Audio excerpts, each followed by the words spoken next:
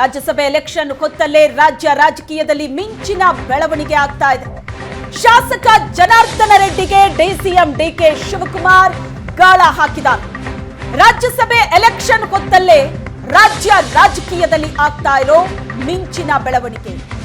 ಶಾಸಕ Janardhana ರೆಡ್ಡಿಗೆ DCM DK Shivakumar ಗಾಳ ಹಾಕಿದ್ದಾರೆ. ಜನಾರ್ದನ ರೆಡ್ಡಿ ಡಿಸಿಎಂ ಡಿಕೆ ಶಿವಕುಮಾರ್ ಮಹತ್ವದ ಮಾತುಕತೆ ನಡೆಸಿದ್ದಾರೆ. ವಿಧಾನಸಭೆ ಕಲಾಪದ ವೇಳೆಯೇ ಜನಾರ್ದನ ರೆಡ್ಡಿ ಮತ್ತು ಡಿಕೆಶಿ ಭಾರಿ ಚರ್ಚೆ ನಡೆಸಿದ್ದಾರೆ. ಜನಾರ್ದನ ರೆಡ್ಡಿ ಜೊತೆ ಡಿಕೆಶಿ ಅರ್ಧ ಗಂಟೆಗೂ ಹೆಚ್ಚು ಕಾಲ ಚರ್ಚೆ ನಡೆಸಿದ್ದು, ರಾಜಕೀಯ ಬೆಳವಣಿಗೆಗೆ ಇದು ಕಾರಣ ಆಗ್ತಾ ಇದೆ. ಇದು ಮಿಂಚಿನ ಬೆಳವಣಿಗೆ. ಒಂದು ಕಡೆ ರಾಜ್ಯಸಭೆ ಎಲೆಕ್ಷನ್ನ ಈ ಹೊತ್ತಲ್ಲಿ ಶಾಸಕ ಜನಾರ್ದನ ರೆಡ್ಡಿ ಮತ್ತು ಡಿಸಿಎಂ ಡಿಕೆ ಶಿವಕುಮಾರ್ ಅವರ ಈ ಚರ್ಚೆ ಬಹಳಷ್ಟು ಮಹತ್ವ ಪಡ್ಕೋತಾ ಇದೆ. ವಿಧಾನಸಭೆ ಕಲಾಪದ ವೇಳೆಯೇ ಇಬ್ರು ಭಾರಿ ಚರ್ಚೆ ನಡೆಸಿದ್ದಾರೆ. ಅರ್ಧ ಗಂಟೆಗೂ ಹೆಚ್ಚು ಕಾಲ. ರಾಜ್ಯಸಭೆ ಚುನಾವಣೆಯ ಸಂದರ್ಭದಲ್ಲಿ ಜನಾರ್ದನ ರೆಡ್ಡಿ ಮತ್ತು ಡಿಕೆಶಿ ನಡೆಸಿದಂತಹ ಈ ಚರ್ಚೆ ಹಲವು ಬೆಳವಣಿಗೆಗಳಿಗೆ ಕಾರಣವಾಗ್ತಾ ಇದೆ. ಅರ್ಧ ಗಂಟೆಗೂ ಹೆಚ್ಚು ಕಾಲ ಇಬ್ರು ಕೂಡ ಚರ್ಚೆ ನಡೆಸಿದ್ದಾರೆ. ವಿಧಾನಸಭೆ ಕಲಾಪದ ನಡುವೆ ಕಾಂಗ್ರೆಸ್ ಪರ ವೋಟ್ ಹಾಕೋದಕ್ಕೆ ಜನಾರ್ದನ ರೆಡ್ಡಿಗೆ ಡಿಕೆಶಿ ಮನವಿ ಮಾಡಿದ್ದಾರೆ. ಹಲವು ಬೇಡಿಕೆಗಳನ್ನ ಕೂಡ ಇಟ್ಟಿದ್ದಾರಂತೆ ಜನಾರ್ದನ ರೆಡ್ಡಿ. ಏಷ್ಯಾನೆಟ್ ಸುವರ್ಣ ನ್ಯೂಸ್ ನಲ್ಲಿ ಎಕ್ಸ್ಕ್ಲೂಸಿವ್ ಆದಂತಹ ಸುದ್ದಿ ಇದು. ಡಿಕೆ ಶಿವಕುಮಾರ್ ಮತ್ತು ಜನಾರ್ದನ ರೆಡ್ಡಿ ನಡುವಿನ ಚರ್ಚೆ ಬಹಳಷ್ಟು ಮಹತ್ವವನ್ನ ಪಡ್ಕೋತಾ ಇದೆ. ರಾಜ್ಯಸಭೆ ಚುನಾವಣೆಯ ಸಂದರ್ಭದಲ್ಲಿ ಇವರಿಬ್ಬರ ಈ ಚರ್ಚೆ ಹಲವು ಊಹಾಪೋಹಗಳಿಗೂ ಕೂಡ ಕಾರಣವಾಗ್ತಾ ಇದೆ. ಒಂದು ಕಡೆ ಕಾಂಗ್ರೆಸ್ ತಮ್ಮ ಶಾಸಕರನ್ನ ಹಿಡಿದಿಟ್ಕೊಳ್ಳೋ ಪ್ರಯತ್ನದಲ್ಲಿದ್ರೆ, ಮತ್ತೊಂದು ಕಡೆ ಬೇರೆ ಶಾಸಕರನ್ನ ತನ್ನತ್ತ ಸೆಳೆಯೋ ಪ್ರಯತ್ನದಲ್ಲಿ ಬಿಜೆಪಿ ಮತ್ತು ಜೆಡಿಎಸ್ ಇದೆ. ಜನಾರ್ದನ ರೆಡ್ಡಿ ಪಕ್ಷೇತರ ಶಾಸಕರು ಆದ್ರೂ ಸಹ ಅವರ ಮೇಲೆ ಬಿಜೆಪಿ ನಿರೀಕ್ಷೆ ಇಟ್ಕೊಂಡಿದೆ. ಈಗ ಜನಾರ್ದನ ರೆಡ್ಡಿ ಮತ್ತು ಡಿಕೆ ಶಿವಕುಮಾರ್ ಅವರ ಈ ಚರ್ಚೆ ಮಿಂಚಿನ ಬೆಳವಣಿಗೆಗೆ ಕಾರಣವಾಗ್ತಾ ಇದೆ. ಜನಾರ್ದನ ರೆಡ್ಡಿಗೆ ಡಿಸಿಎಂ ಡಿಕೆ ಶಿವಕುಮಾರ್ ಗಾಳ ಹಾಕಿದ್ದಾರೆ.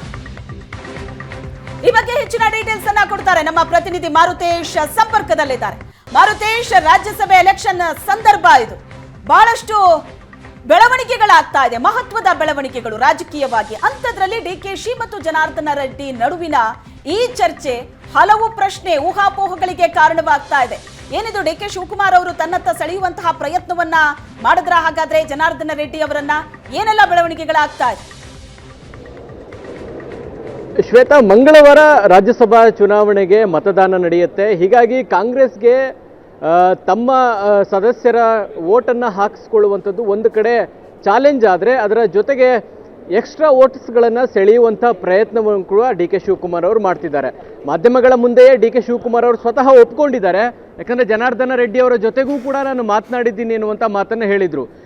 ಜನಾರ್ದನ ರೆಡ್ಡಿ ಸ್ವತಂತ್ರ, ಯಾಕಂದರೆ KRPP ಪಕ್ಷದಿಂದ ಗೆದ್ದಿರ್ತಕ್ಕಂಥವ್ರು, ಅವರೇ ಸ್ವಂತ ನಿರ್ಣಯವನ್ನು ತೆಗೆದುಕೊಳ್ಳೋದಕ್ಕೆ ಹಕ್ಕಿದೆ. ಯಾವುದೇ ಪಾರ್ಟಿಯ ವಿಪ್ ಕೂಡ ಅವರಿಗೆ ಅಪ್ಲೈ ಆಗೋದಿಲ್ಲ. ಆ ಕಾರಣಕ್ಕಾಗಿ ಹೆಚ್ಚುವರಿ ಮತಗಳನ್ನು ಹಾಕಿಸಿಕೊಳ್ಬೇಕು ಅನ್ನುವಂಥ ತೀರ್ಮಾನ ಇದ್ದಂಗೆ ಕಾಣ್ತಾ ಇದೆ ಡಿ ಕೆ ಶಿವಕುಮಾರ್ ಅವ್ರದ್ದು. ಯಾಕಂದರೆ ಒಂದು ಹೆಚ್ಚುವರಿ ಮತ ಹಾಕಿದರೂ ಕೂಡ ಒಂದು ರೀತಿ ಕಾಂಗ್ರೆಸ್ಗೆ ಅದು ಪ್ಲಸ್ ಆಗುವಂಥದ್ದು. ಈಗಿರುವಂಥ ಲೆಕ್ಕಾಚಾರದ ಪ್ರಕಾರ 135 ಶಾಸಕರು 3 ಜನರಿಗೆ ಓಟ್ ಹಾಕಿದರೆ 45 ಓಟ್ ಹಾಕ್ಬೋದು. ಇದರ ಜೊತೆಗೆ ದರ್ಶನ್ ಪುಟ್ಟಣ್ಣಯ್ಯ ಇದ್ದಾರೆ, ಲತಾ ಮಲ್ಲಿಕಾರ್ಜುನ್ ಇದ್ದಾರೆ, ಜೊತೆಗೆ ಗೌರಿಬಿದನೂರಿನ ಶಾಸಕರಾಗಿರುವಂಥ ಪುಟ್ಟಸ್ವಾಮಿ ಗೌಡ್ರು, ಇವರೆಲ್ಲರೂ ಕೂಡ ಇಂಡಿಪೆಂಡೆಂಟ್ ಇದ್ದಾರೆ. ಅವರು ಕೂಡ ಕಾಂಗ್ರೆಸ್ನ ಪರವಾಗಿ ಮತ ಚಲಾಯಿಸುವಂತಹ ಸಾಧ್ಯತೆಗಳು ಜಾಸ್ತಿ ಇದೆ. ಒಂದು ಹೆಚ್ಚುವರಿ ಮತವಾಗಿಯೂ ಕೂಡ 46 3 ಅಭ್ಯರ್ಥಿಗಳಿಗೆ ಹಾಕಬಹುದು. ಇದರ ಹೊರತಾಗಿಯೂ ಮತ್ತೊಬ್ಬರನ್ನು ಸೆಳೆಯುವಂಥ ಪ್ರಯತ್ನ ನಿಶ್ಚಿತವಾಗಿಯೂ ಡಿ ಕೆ ಶಿವಕುಮಾರ್ ಅವರು ಮಾಡ್ತಿದ್ದಾರೆ.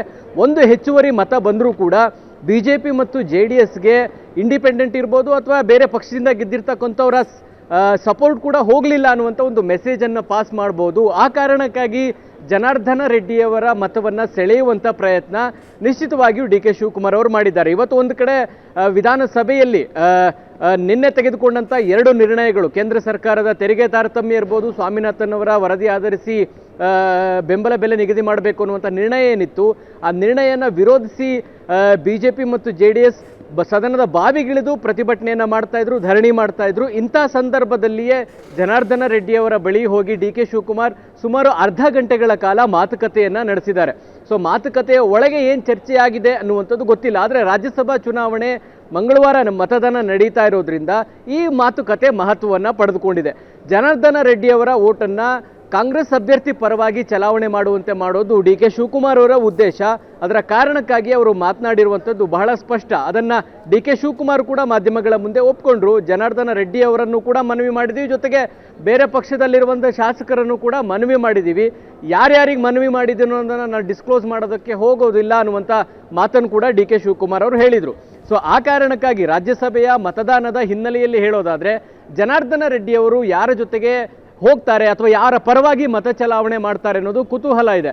ಸೊ ಈಗ ಹಿಂದಿನ ದಿನಗಳಲ್ಲಿ ನಡೆದಿರ್ತಕ್ಕಂಥ ರಾಜಕೀಯ ಬೆಳವಣಿಗೆಯನ್ನು ನೋಡಿದರೆ ಜನಾರ್ದನ ರೆಡ್ಡಿಯವರು BJP ಜೊತೆಗೆ ಹೆಚ್ಚು ಕಾಣಿಸ್ಕೊಂಡಿರುವಂಥದ್ದಿದೆ, ಹೆಚ್ಚು ಅವರ ಒಡನಾಟ ಇರುವಂಥದ್ದಿದೆ. ಯಾಕೆಂದರೆ ಮಂಡ್ಯದಲ್ಲಿ ಪ್ರತಿಭಟನೆ ಆದಂಥ ಸಂದರ್ಭದಲ್ಲೇ ಜನಾರ್ದನ ರೆಡ್ಡಿಯವರು ಕೂಡ BJPಯ ಪ್ರತಿಭಟನೆಯ ಜಾಗಕ್ಕೆ ಹೋಗಿದ್ರು, ಅಲ್ಲಿ ಪ್ರತಿಭಟನೆಗೆ ಬೆಂಬಲವನ್ನು ಸೂಚಿಸಿದ್ರು.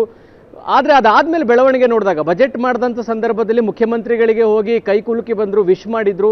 ಸೊ ಈಗ ಡಿ ಕೆ ಶಿವಕುಮಾರ್ ಅವ್ರ ಜೊತೆಗೂ ಕೂಡ ಮಾತುಕತೆ ಮಾಡ್ತಿದ್ದಾರೆ. ಹಾಗಾಗಿ ಜನಾರ್ದನ ರೆಡ್ಡಿಯವರ ಮತ ಯಾರ ಪರವಾಗಿ ಚಲಾವಣೆ ಆಗುತ್ತೆ ಅನ್ನೋದು ಕುತೂಹಲ ಮೂಡಿಸಿದೆ. ಅದಕ್ಕೆ ಉತ್ತರ ಮಂಗಳವಾರವೇ ಸಿಗುವಂಥದ್ದು. ಶ್ವೇತಾ, ಓಕೆ, ಇದ್ರ ಬಗ್ಗೆ ಜನಾರ್ದನ ರೆಡ್ಡಿ ಏನಾದರೂ ಸ್ಪಷ್ಟನೆ ಕೊಟ್ಟಿದ್ದಾರಾ? ಯಾಕಂದ್ರೆ ಬಿಜೆಪಿ ಜನಾರ್ದನ ರೆಡ್ಡಿ ಅವರ ಆ ಒಂದು ಮತದ ಬಗ್ಗೆ ನಿರೀಕ್ಷೆ ಅಂತೂ ಇಟ್ಕೊಂಡಿದೆ. ಇತ್ತೀಚಿನ ದಿನಗಳಲ್ಲಿ ಜನಾರ್ದನ ರೆಡ್ಡಿ ಅವರ ವರ್ತನೆ ನೋಡ್ತಾ ಇದ್ರೆ ಬಿಜೆಪಿ ಕಡೆಯೇ ವಾಲದಂತೆ ಕಾಣ್ತಾ ಇದೆ. ಇನ್ನೇನು ಬಿಜೆಪಿ ಸೇರ್ಪಡೆ ಆಗ್ತಾರೆ ಅನ್ನೋ ಮಾತುಗಳು ಕೂಡ ಕೇಳಿ ಬಂದಿತ್ತು. ಈಗ DKಶಿ ಜೊತೆಗಿನ ಈ ಚರ್ಚೆಯ ನಂತರ ಇದ್ರ ಬಗ್ಗೆ ಏನಾದರೂ ಜನಾರ್ದನ ರೆಡ್ಡಿ ಮಾತಾಡಿದಾರಾ? ಅಥವಾ ಮೂಲಗಳಿಂದ ಸಿಗ್ತಾ ಇರೋ ಮಾಹಿತಿ ಪ್ರಕಾರ ಜನಾರ್ದನ ರೆಡ್ಡಿ ಆ ಕಡೆ ವಾಲುವಂತಹ ಸಾಧ್ಯತೆ ಎಷ್ಟರ ಮಟ್ಟಿಗಿದೆ? ಜೊತೆಗೆ ಇಂಡಿಪೆಂಡೆಂಟ್ ಶಾಸಕರಿಗೆ ಅಂದರೆ ಪಕ್ಷೇತರ ಶಾಸಕರಿಗೆ ಈ ಥರದ ಒಂದು ಬೆಳವಣಿಗೆಗಳು ಎಲ್ಲಿ ಹೆಚ್ಚು ಲಾಭ ಆಗುತ್ತೆ ಅದರ ಕಡೆಗೆ ಆಲೋಚನೆ ಮಾಡ್ತಾರೆ. ಯಾಕೆಂದರೆ 5 ವರ್ಷಗಳ ಕಾಲ ಸರ್ಕಾರ ಇರುತ್ತೆ, ಈಗಷ್ಟೇ ಶಾಸಕರಾಗಿದ್ದಾರೆ ಮತ್ತು ಕಾಂಗ್ರೆಸ್ ಶಾಸಕರಿಗೆ ಸಿಗುವಂತಹ ಅನುದಾನಗಳು ಮತ್ತು ಬೇರೆ ಪಕ್ಷದ ಶಾಸಕರಿಗೆ ಸಿಗುವಂಥ ಅನುದಾನಗಳು ಕೂಡ ನೋಡಬೇಕಾಗುತ್ತೆ. ಜೊತೆಗೆ ಜನಾರ್ದನ ರೆಡ್ಡಿಯವರು ತಮ್ಮ ಕ್ಷೇತ್ರದಕ್ಕೆ ಏನಾದರೂ ಒಳ್ಳೆಯ ಕೆಲಸ ಮಾಡಬೇಕು ಅನ್ನುವಂತಹ ಇಂಗಿತವನ್ನು ಇಟ್ಕೊಂಡಿರುವಂಥ ವ್ಯಕ್ತಿ. ಸೊ ಹಾಗಾಗಿ ಕಾಂಗ್ರೆಸ್ ಪರವಾಗಿ ಮತ ಚಲಾವಣೆ ಮಾಡಿದರೆ ಅವರಿಗೆ ಹೆಚ್ಚು ಲಾಭ ಆಗುತ್ತೆ. ಬಹುಶಃ ಅವರು ಕಾಂಗ್ರೆಸ್ ಪರವಾಗಿ ನಿಂತ್ಕೊಳ್ತಾರೆ ಅನ್ನುವಂಥ ಸಾಧ್ಯತೆಗಳೇ ಜಾಸ್ತಿ ಇದೆ. ಕಾಂಗ್ರೆಸ್ನ ವಲಯದಲ್ಲಿರುವಂಥ ಚರ್ಚೆಗಳು ಕೂಡ ಅದೇ ರೀತಿ ಇದೆ. ಯಾಕೆಂದರೆ ಈ ಸಂದರ್ಭದಲ್ಲಿ BJP ಪರವಾಗಿ ನಿಂತ್ಕೊಂಡು ಕ್ಷೇತ್ರಕ್ಕೆ ಆಗಬಹುದಾದಂಥ ಕೆಲಸ ಕಾರ್ಯಗಳಿಗೂ ಕೂಡ ತೊಡಕು ಮಾಡಿಕೊಳ್ಳುವಂಥ ಪರಿಸ್ಥಿತಿಯಲ್ಲಿ ಜನಾರ್ದನ ರೆಡ್ಡಿ ಅವರಿಲ್ಲ. ಯಾಕೆಂದರೆ ಮತ್ತೆ ಪುನರಾಯ್ಕೆ ಬಯಸೋದಾದರೆ ಕ್ಷೇತ್ರಕ್ಕೆ ಒಂದಷ್ಟು ಕೆಲಸಗಳನ್ನು ಮಾಡಬೇಕು ಅನ್ನುವಂತಹ ಇರುತ್ತೆ ಮತ್ತು ಕ್ಷೇತ್ರದ ಒಳ್ಳೆ ಕೆಲಸ ಮಾಡಿದರೆ ಜನ ಮತ್ತೆ ಪುನರಾಯ್ಕೆ ಮಾಡ್ತಾರೆ. ಆ ಕಾರಣದಿಂದ ನೋಡೋದಾದರೆ 4 ವರ್ಷಗಳ ಅವಧಿ ಕೂಡ ಇರುವಂಥದ್ದು. ಏನೇ ಕಾರ್ಯಗಳಾಗಬೇಕು ಅಂದರೂ ಏನೇ ಯೋಜನೆಗಳಾಗಬೇಕು ಅಂದರೂ ಕೂಡ ಸರ್ಕಾರದ ಮಟ್ಟದಲ್ಲಿ ಇವರೇ ಅಂದರೆ ಸರ್ಕಾರದ ಸಹಕಾರ ಬೇಕಾಗುತ್ತೆ. ಸರ್ಕಾರದ ಸಹಕಾರ ಇಲ್ಲದಿದ್ದರೆ ಯಾವ ಕೆಲಸಗಳು ಕೂಡ ಆಗೋದಿಲ್ಲ. ಹಾಗಾಗಿ ಜನಾರ್ದನ ರೆಡ್ಡಿಯವರು ಅವರ ತೀರ್ಮಾನವನ್ನು ಊಹಿಸೋದೇ ಆದರೆ ಬಹುಶಃ ಅವರು ಕಾಂಗ್ರೆಸ್ ಪರವಾಗಿಯೇ ಮತ ಚಲಾವಣೆ ಮಾಡೋದು ಸಾಧ್ಯತೆಗಳು ಜಾಸ್ತಿ ಕಾಣಿಸ್ತಾ ಇದೆ. ಸೊ ಇವತ್ತಾದಂಥ ಚರ್ಚೆಯಲ್ಲಿ ಬೈರತಿ ಸುರೇಶ್ ಅವರು ಕೂಡ ಡಿ ಕೆ ಶಿವಕುಮಾರ್ ಅವರ ಜೊತೆಗೆ ಬಂದರು. ಆ ಸಂದರ್ಭದಲ್ಲಿ ನಗರಾಭಿವೃದ್ಧಿ ಇಲಾಖೆಗೆ ಸಂಬಂಧಪಟ್ಟ ಒಂದಷ್ಟು ಯೋಜನೆಗಳ ಬಗ್ಗೆ ಚರ್ಚೆ ನಡೆಸಿದ್ದಾರೆ ಅನ್ನುವಂಥ ಮಾಹಿತಿಗಳು ಸಿಗ್ತಾ ಇದೆ. ಅದು ಅಧಿಕೃತಗೊಳ್ಳಬೇಕು. ಸೊ ಜನಾರ್ದನ ರೆಡ್ಡಿ ಅವರು ಇಲ್ಲಿಯ ತನಕ ಇನ್ನೂ ನಮಗೆ ಮಾತುಕತೆಗೆ ಸಿಕ್ಕಿಲ್ಲ. ಆಮೇಲೆ ಈ ಮತದಾನವನ್ನು ಯಾರಿಗೆ ಮಾಡ್ತಾ ಇದ್ದೀವಿ ಅನ್ನೋದು ಬಹಿರಂಗವಾಗಿ ತೋರಿಸಿ ಹಾಕಬೇಕಾಗತ್ತೆ. ಹಾಗಾಗಿ ಮಾಧ್ಯಮಗಳ ಮುಂದೆಯೂ ಕೂಡ ಹೇಳುವಂಥ ಅವಕಾಶ ಇರುತ್ತೆ. ಆದರೆ ಇವರು ಹೇಳ್ತಾರಾ ಅಥವಾ ಸೈಲೆಂಟಾಗಿ ಹೋಗಿ ಮತ ಚಲಾವಣೆ ದಿನವೇ ಅದು ಬಹಿರಂಗಗೊಳಿಸ್ತಾರೋ ಅನ್ನೋದು ಇನ್ನೂ ಕುತೂಹಲ ಮೂಡಿಸಿದೆ. ಶ್ವೇತಾ, ಓಕೆ ಮಾರುತೇಶ್, ನನಗನ್ನಿಸ್ತ ಹಾಗೆ ಜನಾರ್ದನ ರೆಡ್ಡಿ ಅವರ ಆ ಒಂದು ಮತ ತಮಗೆ ಅಂತ ಫಿಕ್ಸ್ ಆಗ್ಬಿಟ್ಟಂಗಿತ್ತು BJP. ಹಾಗಾಗಿ ಬೇರೆ ಶಾಸಕರನ್ನ ತನ್ನತ್ತ ಸೆಳೆಯುವಂತಹ ಪ್ರಯತ್ನ ಬಹಳ ಜೋರಾಗಿ ನಡೀತಾ ಇತ್ತು. ಈಗ ಜನಾರ್ದನ ರೆಡ್ಡಿ ಅವರ ಈ ನಡೆಯಿಂದಾಗಿ ಹಾಗಾದ್ರೆ ರೆಡ್ಡಿ ಅವ್ರನ್ನ ತಮ್ಮಲ್ಲೇ ಉಳಿಸ್ಕೊಳ್ಳೋದಕ್ಕೆ BJP ಮತ್ತು JDS ಯಾವ ರೀತಿ ಪ್ರಯತ್ನವನ್ನ ಪಡ್ತಾ ಇದೆ ಈಗ? ಶ್ವೇತಾ, ಈಗ 5ನೇ ಅಭ್ಯರ್ಥಿ ಗೆಲ್ಲೋದು ಅಷ್ಟು ಸುಲಭ ಅಲ್ಲ ಅನ್ನುವಂಥ ವಿಚಾರ ಗೊತ್ತಿದ್ದರೂ ಕೂಡ ಕುಪೇಂದ್ರ ರೆಡ್ಡಿ ಅವರನ್ನ 5ನೇ ಅಭ್ಯರ್ಥಿಯಾಗಿ ಕಣಕ್ಕಿಳಿಸಿದ್ದಾರೆ. ಸೊ ಇಂಥ ಸಂದರ್ಭದಲ್ಲಿ ಕಣಕ್ಕಿಳಿಸಿದ ಮೇಲೆ ಪ್ರಯತ್ನಗಳನ್ನು ಮಾಡಬೇಕು. ಕಾಂಗ್ರೆಸ್ನ ಶಾಸಕರನ್ನ ಕರೆತರುವಂಥ ಪ್ರಯತ್ನಗಳನ್ನು ಈಗ ಡಿ ಕೆ ಶಿವಕುಮಾರ್ ಆರೋಪ ಮಾಡ್ದಂಗಿರ್ಬೋದು, ರವಿಗಣಗೆ ಹೋಗಿ ದೂರು ಕೊಟ್ಟಿರುವಂಥದ್ದಿರ್ಬೋದು, ಆ ಮಟ್ಟದ ಪ್ರಯತ್ನ ಮೈತ್ರಿ ಅಭ್ಯರ್ಥಿಯಿಂದ ಆಗ್ತಾ ಇಲ್ಲ. ಹಾಗಾಗಿ ಜನಾರ್ದನ ರೆಡ್ಡಿಯವರ ವಿಚಾರದಲ್ಲೂ ಕೂಡ BJP ಮತ್ತು JDS ಸೀರಿಯಸ್ ಆದಂಗೆ ಕಾಣಿಸ್ತಾ ಇಲ್ಲ. ಹಾಗೆ ಈಗ ಆಗ್ತಾ ಇರುವಂಥ ಬೆಳವಣಿಗೆ ನೋಡಿದರೆ ಜನಾರ್ದನ ರೆಡ್ಡಿ ಅವರನ್ನ ಬಿಜೆಪಿ ಪರವಾಗಿ ಮತ ಚಲಾವಣೆ ಮಾಡುವಂತಹ ಅನಿವಾರ್ಯತೆ ಬಿಜೆಪಿಗೂ ಕೂಡ ಇಲ್ಲ. ಯಾಕಂದ್ರೆ ಅವ್ರ ಬಳಿ 66 ನಂಬರ್ಸ್ ಇದೆ, 45 ಮತವನ್ನ ಹಾಕಿ ಇನ್ನೂ 2 ಎಕ್ಸ್ಟ್ರಾ ಬಿಜೆಪಿಯ ಮತಗಳನ್ನೇ ಹಾಕಿಸ್ಕೊಳ್ಬಹುವಂಥ ಅವಕಾಶಗಳಿದ್ದಾವೆ. ಇಂಥ ಸಂದರ್ಭದಲ್ಲಿ ಜನಾರ್ದನ ರೆಡ್ಡಿ ಅವರನ್ನ ಮಾತನಾಡುವಂಥದ್ದು, ಅವ್ರನ್ನ ರಿಕ್ವೆಸ್ಟ್ ಮಾಡುವಂಥ ಪರಿಸ್ಥಿತಿ ಇಲ್ಲ. ಅಷ್ಟು ಗಂಭೀರವಾಗಿ ರಾಜ್ಯಸಭಾ ಚುನಾವಣೆಯನ್ನು ನಡೆಸೋದೇ ಆಗಿದ್ದಿದ್ರೆ ಬಹುಶಃ ಆ ಪ್ರಯತ್ನಗಳು JDS ಮತ್ತು ಕಾಂಗ್ರೆಸ್ BJPಯಿಂದ ಆಗ್ತಿತ್ತು ಅಂತ ಕಾಣಿಸುತ್ತೆ. ಆದರೆ ಅಷ್ಟು ಸೀರಿಯಸ್ ಆಗಿ ಈ ರಾಜ್ಯಸಭೆ ಚುನಾವಣೆಯನ್ನ ಮೈತ್ರಿ ಪಕ್ಷಗಳು ನಡೆಸೋ ರೀತಿ ಕಾಣಿಸ್ತಾ ಇಲ್ಲ. ಆ ಕಾರಣಕ್ಕಾಗಿ ಕಾಂಗ್ರೆಸ್ಗೆ ಒಂದು ಮೆಸೇಜನ್ನು ಪಾಸ್ ಮಾಡಬೇಕು. ಇಂಡಿಪೆಂಡೆಂಟ್ಗಳು ನಮ್ಮ ಜೊತೆಗಿದ್ದಾರೆ, ಬೇರೆ ಪಕ್ಷಗಳಿಂದ ಗೆದ್ದಂಥವರು ನಮ್ಮ ಜೊತೆಗಿದ್ದಾರೆ, ಸರ್ಕಾರಕ್ಕೆ ಬೆಂಬಲ ಜಾಸ್ತಿ ಇದೆ, ಅಭ್ಯರ್ಥಿಗಳ ಪರವಾಗಿ ಮತ ಚಲಾವಣೆ ಮಾಡಿದ್ದಾರೆ ಅನ್ನುವಂಥ ಒಂದು ಸಂದೇಶವನ್ನು ರವಾನೆ ಮಾಡಬೇಕು. ಆ ಕಾರಣಕ್ಕಾಗಿ DK ಶಿವಕುಮಾರ್ ಈ ಪ್ರಯತ್ನವನ್ನು ಮಾಡ್ತಾ ಇರುವಂಥದ್ದು. Shweta, yes, thank you Maruthesh, ನಿಮ್ಮೆಲ್ಲ ಡೀಟೇಲ್ಸ್ಗೆ. ಒಟ್ಟಾರೆ ರಾಜ್ಯಸಭೆ ಎಲೆಕ್ಷನ್ ಸಂದರ್ಭದಲ್ಲೇ ನಡೀತಾ ಇರುವಂತಹ ಈ ಬೆಳವಣಿಗೆ ಏನಿದೆ ಇದು ಬಹಳಷ್ಟು ಮಹತ್ವವನ್ನ ಪಡ್ಕೋತಾ ಇದೆ. ಶಾಸಕ ಜನಾರ್ದನ ರೆಡ್ಡಿ ಮತ್ತು DCM DK ಶಿವಕುಮಾರ್ ಚರ್ಚೆ ನಡೆಸಿದ್ದಾರೆ. ವಿಧಾನಸಭೆ ಕಲಾಪದ ಸಂದರ್ಭದಲ್ಲೇ ಸುಮಾರು ಅರ್ಧ ಗಂಟೆಗೂ ಹೆಚ್ಚು ಕಾಲ ಚರ್ಚೆ ನಡೆಸಿದ್ದು ಬಹಳಷ್ಟು ಊಹಾಪೋಹಗಳಿಗೆ ಕಾರಣವಾಗ್ತಾ ಇದೆ. ಹಾಗಾದ್ರೆ ಜನಾರ್ದನ ರೆಡ್ಡಿಯನ್ನ ತನ್ನತ್ತ ಸೆಳೆಯುವಂತಹ ಪ್ರಯತ್ನ DK ಶಿವಕುಮಾರ್ ಅವರು ಮಾಡ್ತಾ ಇದ್ದಾರಾ? ಏಷ್ಯಾನೆಟ್ ಸುವರ್ಣ ನ್ಯೂಸ್ ನಲ್ಲಿ ಎಕ್ಸ್ಕ್ಲೂಸಿವ್ ಆದಂತಹ ಸುದ್ದಿ ಇದು.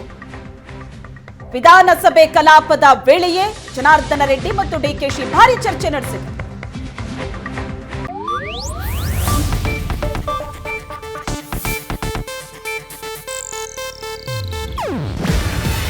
ಇದು ಏಷ್ಯಾನೆಟ್ ನ್ಯೂಸ್ ನೆಟ್ವರ್ಕ್ ಪ್ರಸ್ತುತಿ. ನೀವು ನೋಡ್ತಿದ್ದೀರಾ ಏಷ್ಯಾನೆಟ್ ಸುವರ್ಣ ನ್ಯೂಸ್.